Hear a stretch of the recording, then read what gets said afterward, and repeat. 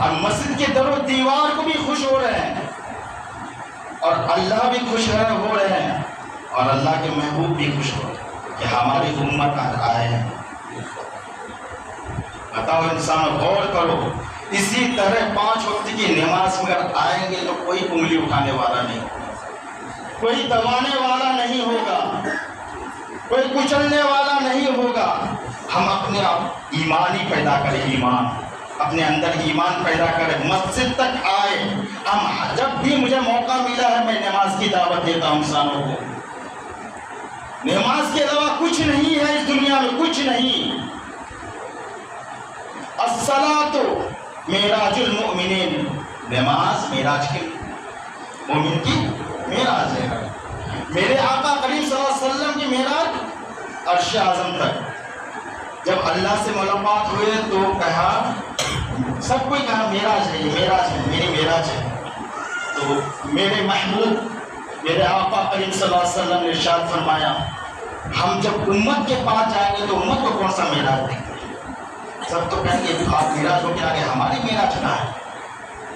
تو میرے رب کریم صلی اللہ علیہ وسلم، رب کریم نے نماز کے طور پہ میرے آقا کو قریب دیا اور کہا یہ امت کو جا کے دینا، جب جب نماز پڑھیں گے تب تک معراج، جب جب نماز پڑھیں گے تب تک معراج ہوگی۔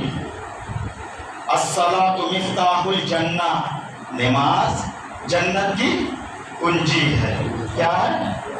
نماز جنت کی کنجی۔ کنجی کس سے بولتے ہیں؟ چابی کو۔ اور چابی کب بننے گا؟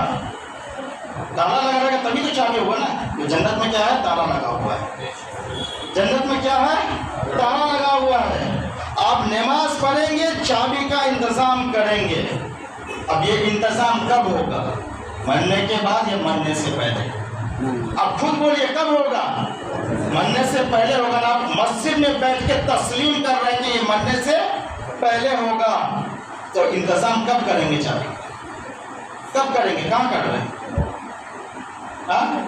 چابی کا انتظام کیجئے اور فخر کے ساتھ کیجئے اور مسجد تک آئیے، صوم و صلاۃ کی پابندی کیجئے، قرآن کی پابندی کیجئے، تسبیح و تحلیل کی پابندی کیجئے۔ اگر اس میں ہماری زندگی کٹی تو ہماری زندگی بہت بہترین ہے۔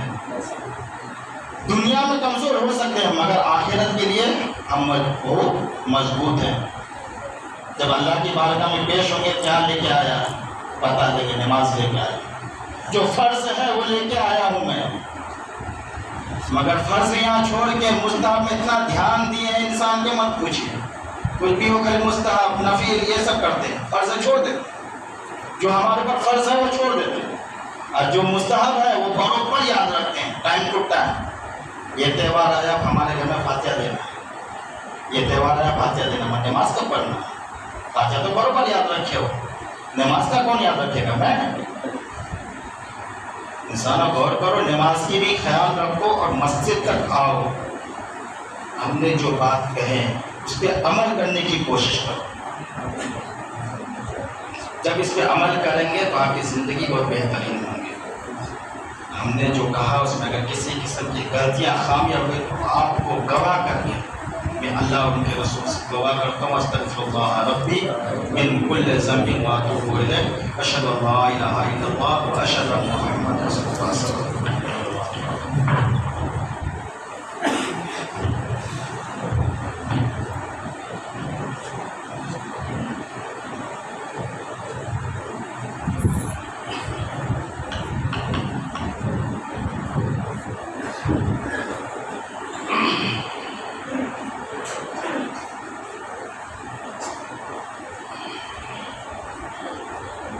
الفاتحة إلى حضرة النبي صلى الله عليه وسلم۔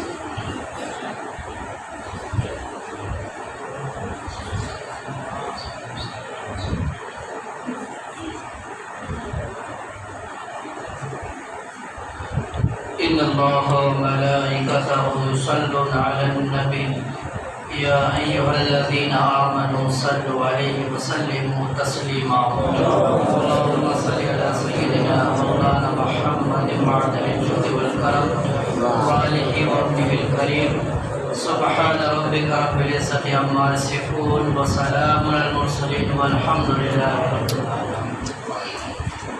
حاضرین، مسجد حاضرہ کے موضوع صاحب نماز کے تعلق سے بڑی اچھی بات کہی اور ہمیں اور آپ کو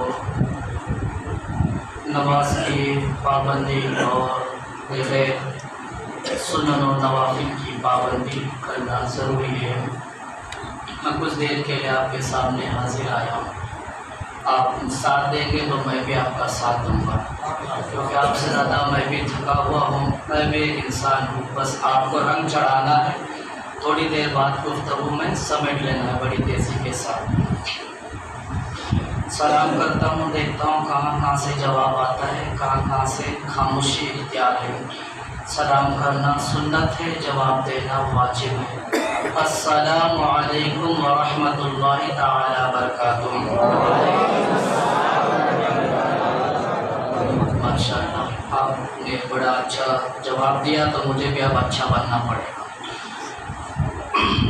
میرے ساتھ مل کر 2-3 اشعار کلام الامام امام الکلام کی چند اشعار سماعت کر لیں تاکہ میں بھی اور سیدنا حسان بن ثابت کی سنت کو ادا کروں. پھر آگے ہم گفتگو تقریر کی طرف آئیں گے.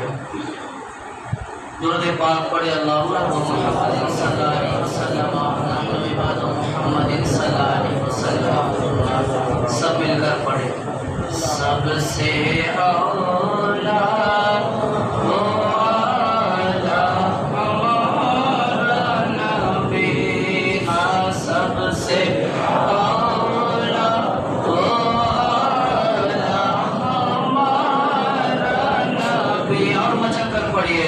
سب سے آیا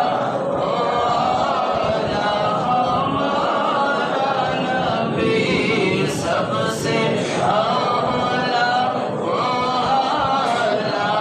ہمارا نبی، دونوں عالم کے دولا ہمارا نبی. ہاں سب سے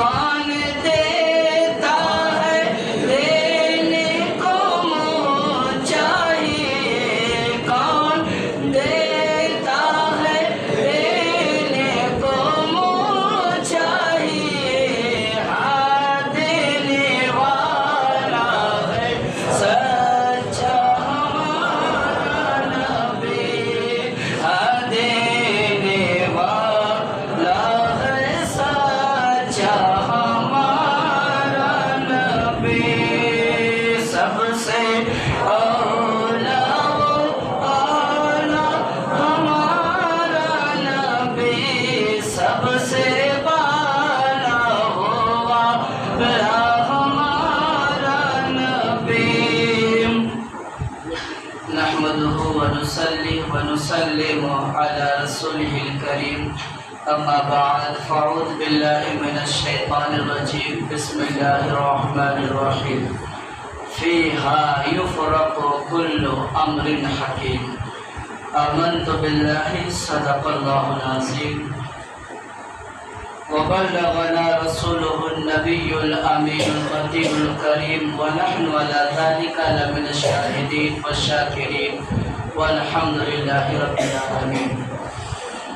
آئیے ہم سب مل کر انتہائی ادب و احترام، خلوص و محبت کے ساتھ پوری بیداری کے ساتھ پوری توجہ کے ساتھ جو جہاں ہے وہیں سے درود شریف پڑھے. اللہم صلی علی سیدنا شفیعنا حبیبنا محمد وعلى الجود والکرم والکفر الکریم.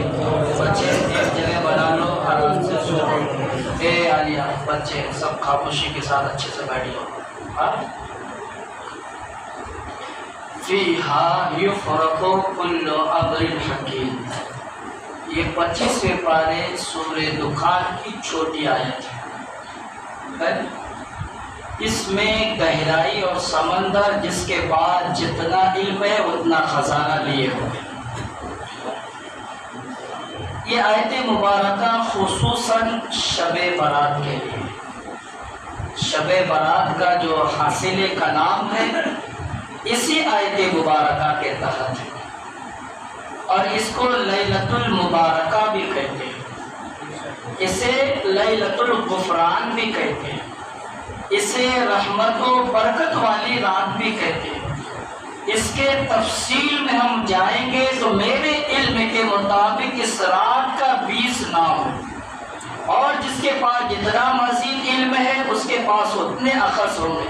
لیکن یہ نام عوام کے لیے نہیں، یہ نام علماؤں کے لیے ہے. آپ کے سمجھ میں صرف شب برات ہی سمجھے ہیں. تو شب برات یہ بڑی عظمت والی رات کیوں بنائی؟ اللہ اکبر.